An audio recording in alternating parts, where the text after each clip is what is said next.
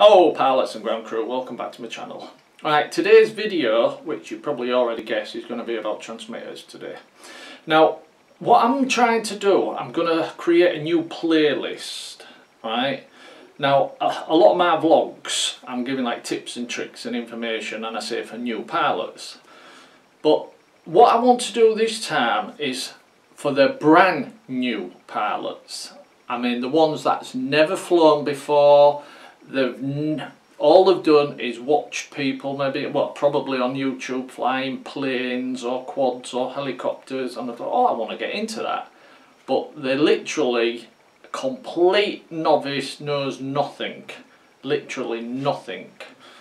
So what I want to do is a playlist, right, explaining the basics you need to understand about the certain things. Like this one, I want to do transmitters. If you never ever picked up a transmitter in your life, right, but you've heard the term bounced about mode 1, mode 2, mode 3, mode 4, and 5-point stick position and end points and dual rates, it's going to scare a lot of people off actually. God, I have to learn all that, it's a nightmare. So what I want to try and do is break down for the absolute beginner, as I said, somebody who's never flown before. They've just gone in, watched YouTube, gone into a shop, bought some and thought, I want to learn this. Right then. So I'm starting with transmitters, and I may have to split this video into 2 parts or 3 parts. Now, I'm not going into the absolute detail of how to set this up and how to set that up, because once again, this is for the absolute beginner and it'll start to baffle people. I'm keeping it, as I've said this on other videos, I'm keeping it as simple as possible. No, I'm keeping it really basic, right, for the absolute beginner who knows nothing. Right. So like I say, I'm going to start with transmitters. Now I show you saw a few different types of transmitters. There's hundreds out there, right? Some have more functions that will do more things, but they all do the same basic functions, as in make your model go up, down, left, right, you know what I mean? And they'll all have things called endpoints on, and I was nearly going to say they'll all have trims on, but they don't actually. Like the Turnigy Evolution, the little one you saw at the top, that doesn't have trims. Well, in a way it does, but that's into the software. But I don't want to start getting too complicated. Like I said, just for the beginners. So I'm going to focus in on one of my transmitters. Don't be daunted. Like I said, new pilots, don't be daunted. Right, when you see all the buttons and switches and stuff. Right, going to take you through first of all the modes, and then the 5-point stick positions and what the sticks do, which are the best modes to use. Well, actually there's no such thing. Right, the most common mode to use is mode 2, which I will explain. The second common mode is mode 1. Not many people use mode 3 or 4, even though I learned to fly with mode 4. Right, and changed to mode 2 and never went back. But there's no such thing as the best mode is mode 2 or the best mode is mode 1. No such thing. It's whatever you feel comfortable with when the transmitter is in your hand. Right. However, for the purpose of this video, when I get to stick control, I will be explaining it in mode 2, because that is the most common mode to use. So if you've never flown before, and that's what this video is aimed at, when you get your transmitter, right, once you've read your instructions, that's the most important thing. Read the instructions, they're there for a reason. Set it up as mode 2. In fact, most transmitters nowadays when you buy them come already set as mode 2. Alright, but like I said, if I'm aiming this at brand new, but you might have just got it and already set it to mode 4, which is fine if that's the way you want to fly. Whatever is more comfortable for you. Right? One hand might work better than the other. You might have a damaged hand, so you might want your throttle on the right hand side. Alright, which would be mode 1 if I remember off the top of my head. But anyway, well, get to the table, I'll show you the transmitter, and first of all we'll go through the modes and then I'll explain the stick positions, and that'll be the end of this video. Depending on how it goes, I'll continue it.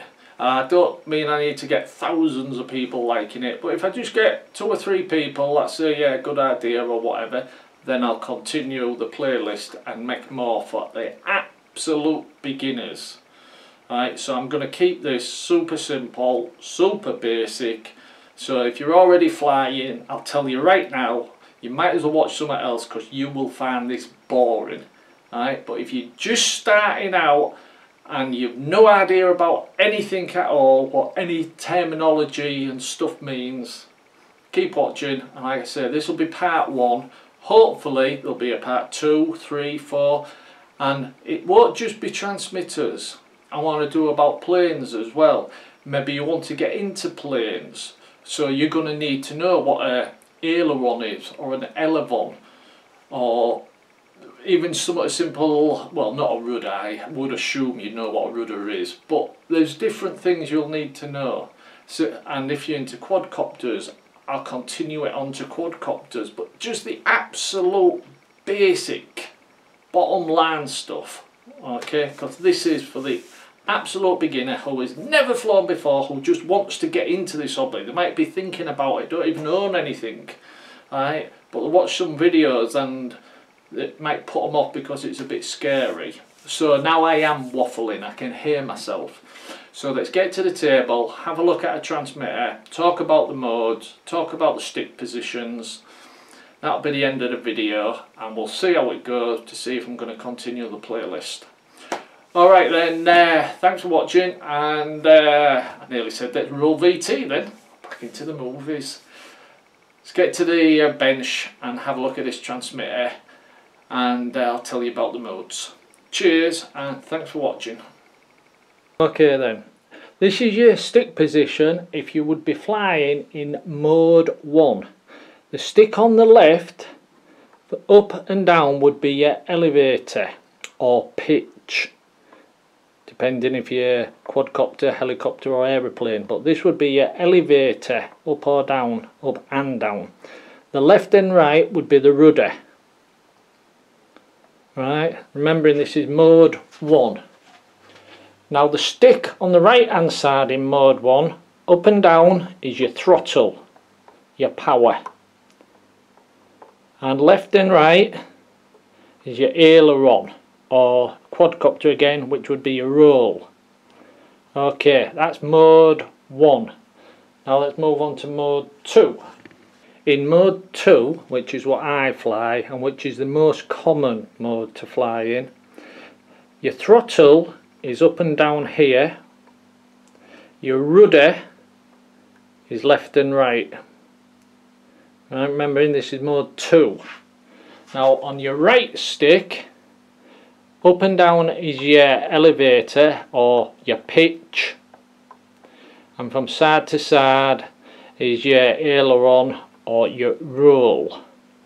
Right, that's mode 2. Right, which is the most common. Now we'll go on to mode 3. Now, not many people fly in mode 3 anymore. However, as I said in the beginning, there's no such thing as the perfect mode, it's whatever you want to use. Now this would be mode 3.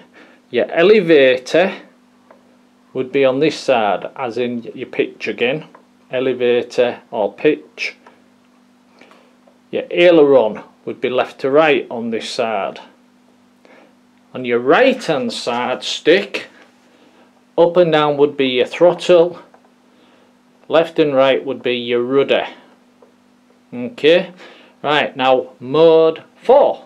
Right, on mode 4, the throttle once again is over here on the left stick.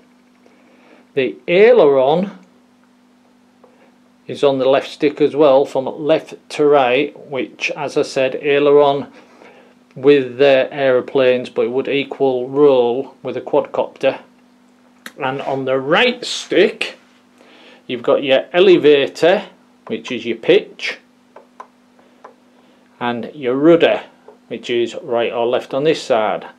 Now they're your 4 modes. That's what mode is. Alright, so when you hear about the modes, it's simply telling you what the sticks do. If you're in mode 1, mode 2, or this is what they're talking about. It's the position your sticks. As I said, I fly in mode 2, so I know if I push that forward, the model I'm using, if it's an aeroplane, it's going to power up and go forward and take off.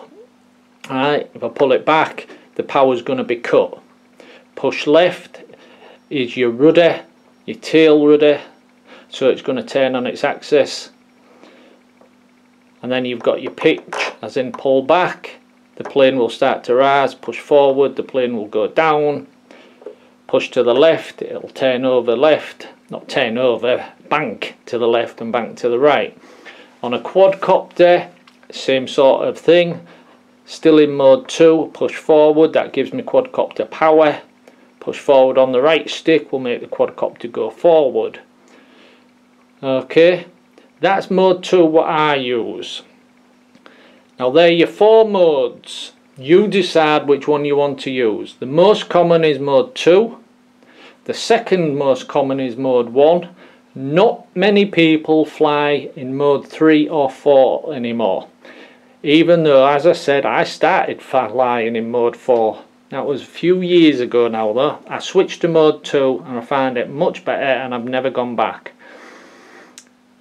But I digress. So there are your modes. Now let's take a quick look at when you hear about 5-point throttle stick position. Right, I'm going to turn the transmitter on its side for this part. You'll see why in a minute. So hope I get that in focus. This stick here, remembering I'm doing this in mode 2. This is your throttle. Now a 5-point stick position, if you hear this terminology, all it means is when the throttle is at the bottom, it's position 1, which equals 0 power, which is 0 stick. Quarter stick, or position 2, is quarter power, which usually equals, well, will equal, when you get a new transmitter, 25% of your throttle.